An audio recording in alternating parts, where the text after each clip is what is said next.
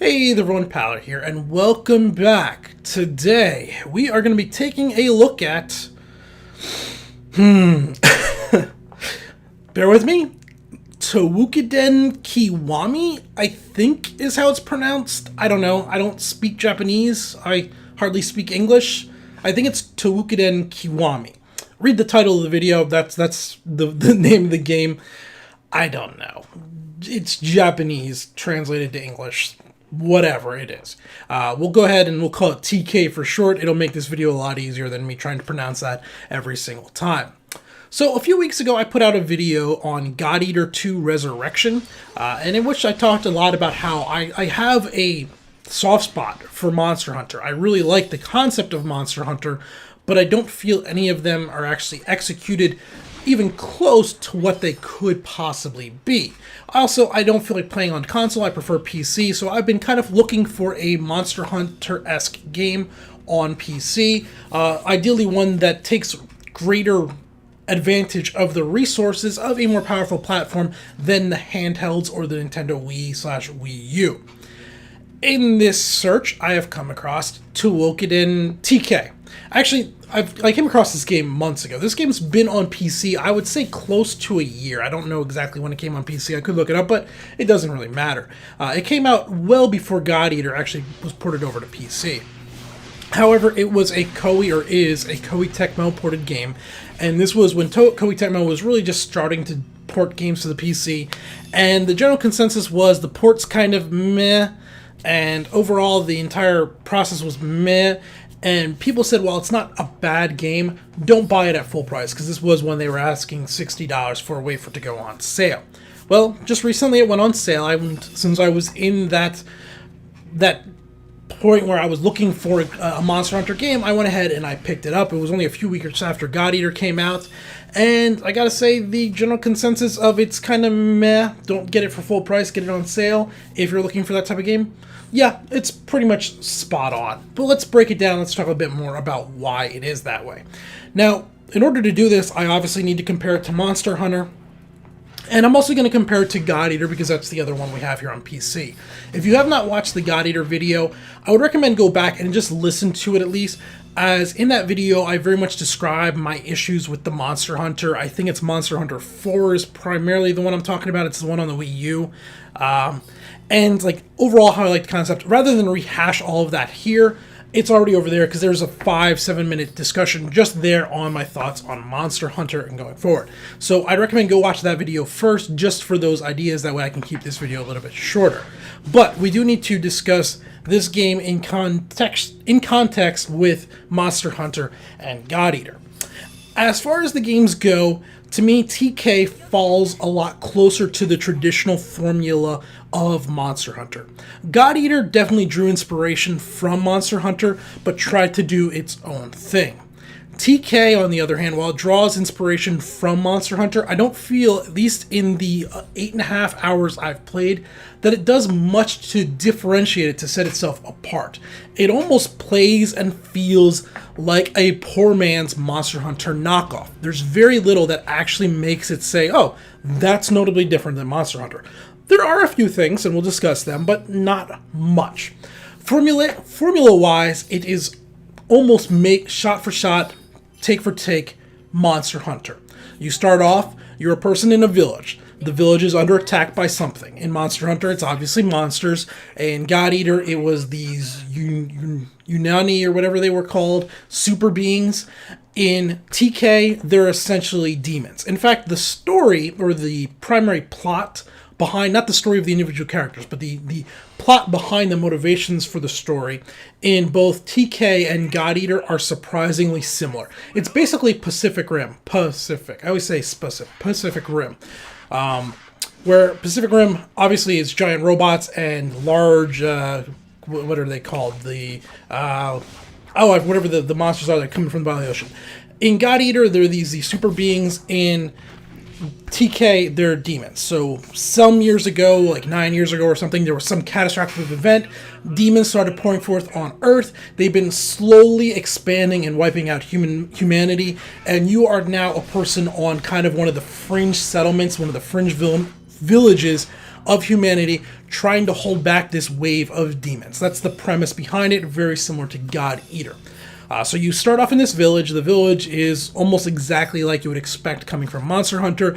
There's a vendor in there. There's a person that will craft armor and weapons for you. There's a few random NPCs wandering around. There's a shrine you can go to pray to. There's your building, your house that you can go into where you save the game. There's a general NPC that kind of gives you the direction for the game, and then there's another NPC you talk to in order to accept missions in order to go out into the world. When you go out into the world map, or the hunting grounds, whatever you want to call it, it's again one of those it wants to pretend to be much bigger than it actually is. So it's 6, 8, 9, 10, maybe 12 small zones with interconnecting paths between each zone. And whenever you're in any one zone, you're not going to see any more than maybe 8 or 10 small demons, or 1 or 2 large demons plus 3 or 4 small demons. So everything is very much scaled down to a small Monster Hunter, that same skill that I have a major complaint about Monster Hunter, where it doesn't actually feel like I'm hunting in this open world.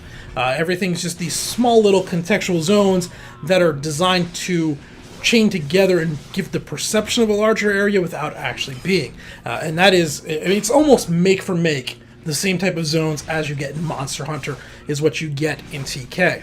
Now TK does have, at least what I've discovered, 4 or 5 different takes on each zone. There's one where it's a little more jungle-y like. There's one that's a little more outskirts of like a village or a town, where you see buildings burning in the background, you see some ships crash on the ground. Unfortunately, almost all of these, it's literally just the background texture that changes. The zone itself could be 100% interchangeable. I couldn't tell you which one I was playing on other than look at the background, whatever the background art tells you. The actual pieces that make up the zone feel 100% the same. In fact, they might literally be 100% the same, just with a different background.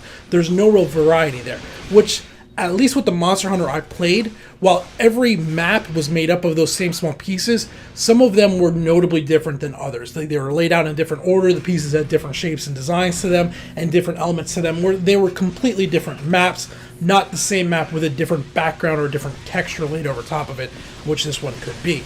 So that's a letdown. Combat is, again, much closer to Monster Hunter. You have, I believe, 8 different weapons. It might be 7 different weapons you can choose from. Each weapon has a very dedicated moveset, and this is essentially how you choose your class. At any time, you can go to the armor and get a different weapon crafted, or you can also store some armors or some weapons in a kit, or a storage case, and you can pull a weapon out and change the way your class plays notably. Each one is a different combo, and the combat actually to me feels a bit more like, say, the Dynasty Warriors games. It feels a bit more like Dynasty Warriors than I remember Monster Hunter feeling like. It's a little more button spammy. You tend to have a little more endurance, a little more combo based than I remember Monster Hunter being. But again, I'm not an expert on Monster Hunter. There's a lot of similar combos with different executions on them between the weapons. So like X tends to be a slower, weaker attack, Y tends to be a heavier attack, and then B tends to be some type of variable that throws it in there, with A being like a jump or a dodge. So for a heavy polearm, you might do X, X, Y, and then unload with B for a heavy hit. Whereas for the katana sword, it might be X, X, Y, Y, and then B for a large sweeping strike, which is not a heavy hit, but will do area damage in front of you. I just made those up off the top of my head, so don't go in and try to press those buttons and expect anything to work. But that's the similar. Like the combos begin on the base level similar to each other, but then the actual execution, the final variable of them, tends to be different between each one, and the movesets between each weapon are notably different. The monsters themselves are kind of lackluster, I think, or the demons themselves are kind of lackluster, at least the ones I fought in the first 8.5 hours of the game. None of them have really stood out. The very basic ones are completely forgettable. There is a bird type one here you'll see in the footage, which was okay. The game does have a fairly good system of damage to these monsters, so you can actually hack off limbs and really handicap. Well, no, you can't really handicap them.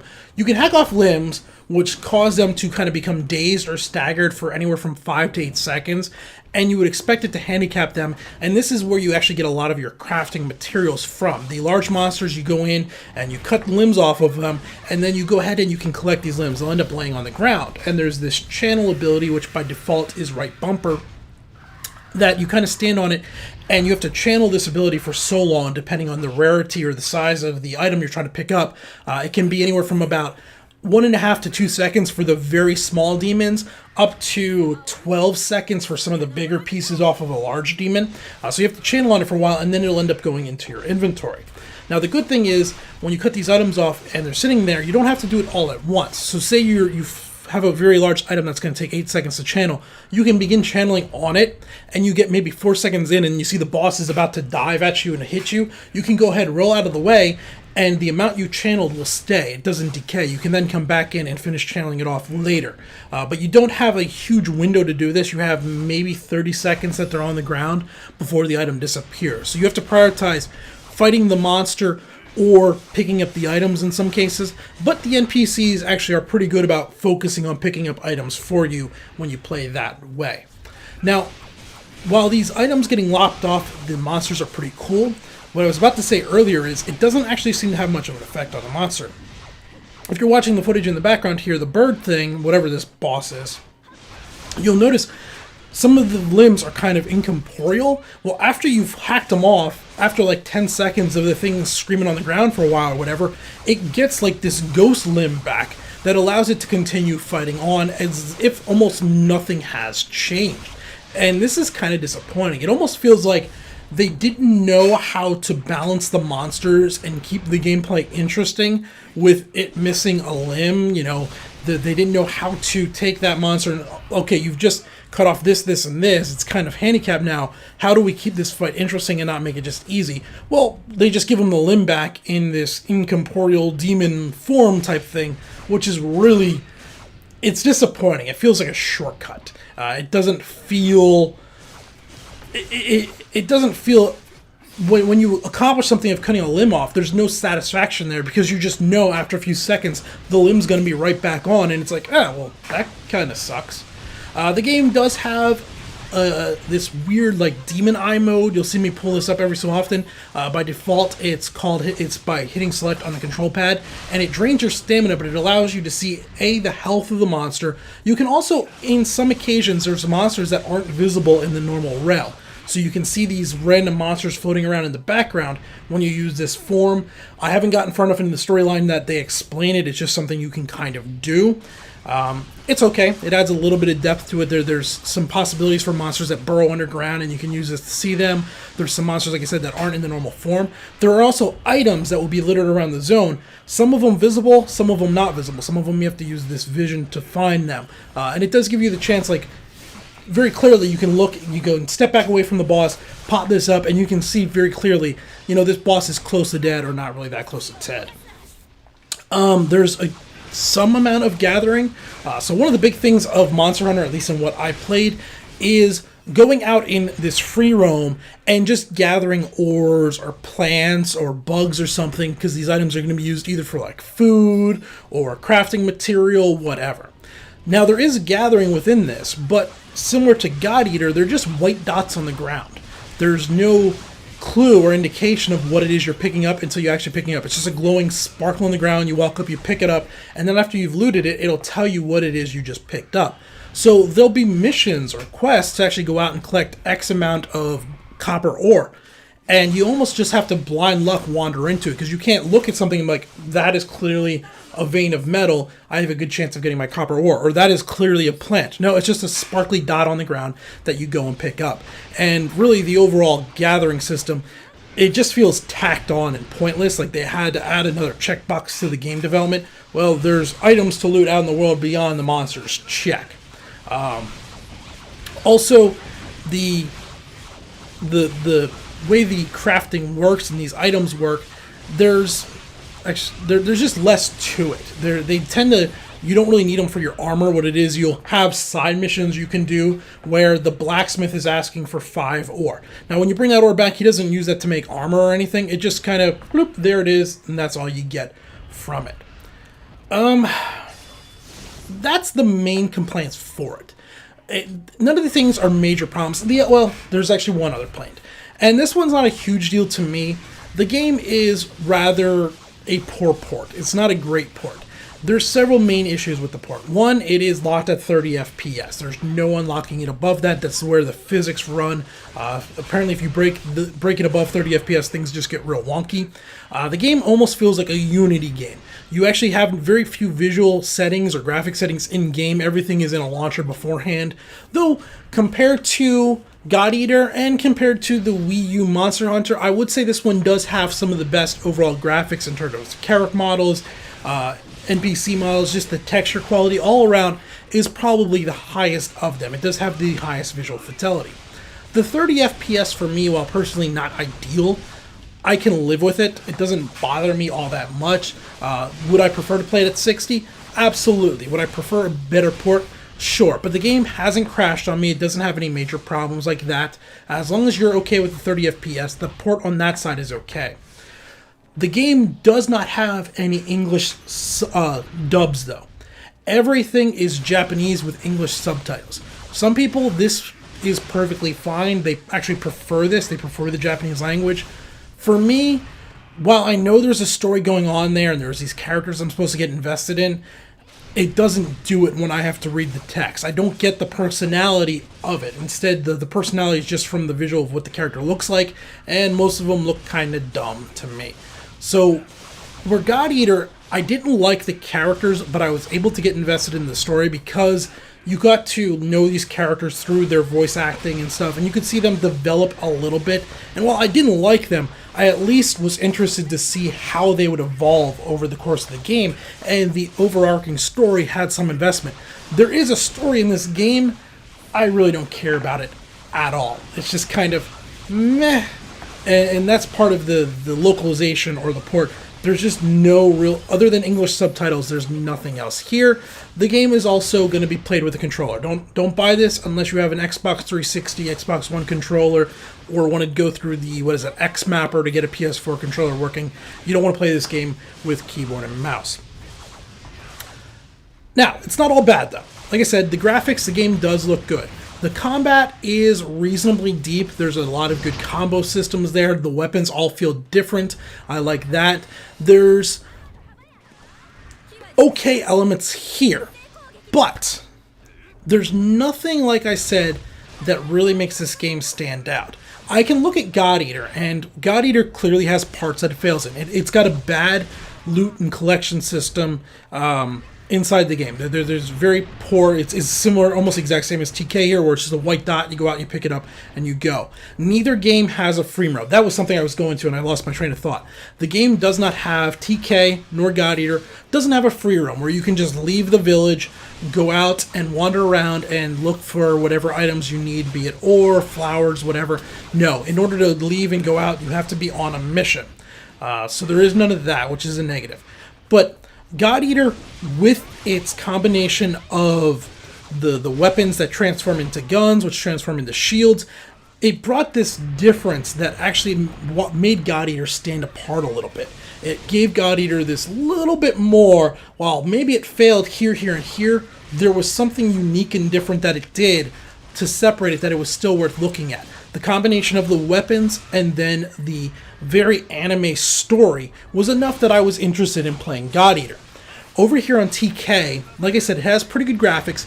The only other thing I've found that it actually brings that's even remotely interesting is when you're playing the game, you're going to discover and collect these souls. And they're souls of fallen heroes from before in the game world, be it a few years or 100 years or whatever. They're souls of fallen heroes. And these heroes can then be, they're basically gems that you socket in your weapon, and they will level up. And as they level up, they learn abilities.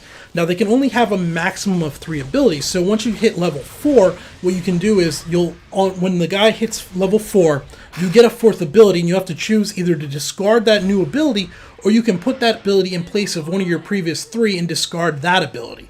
So there is some customization with collecting these guys up. Some weapons have sockets for 2, some have sockets for 1. I imagine down the road there will be sockets for 3 or 4. So you can actually you can do some leveling within the weapons by adjusting these spirits that you collect, leveling them out, and swapping abilities in and out. You can also reset them back down to 0 where they have no abilities at all if you have one with just really bad abilities.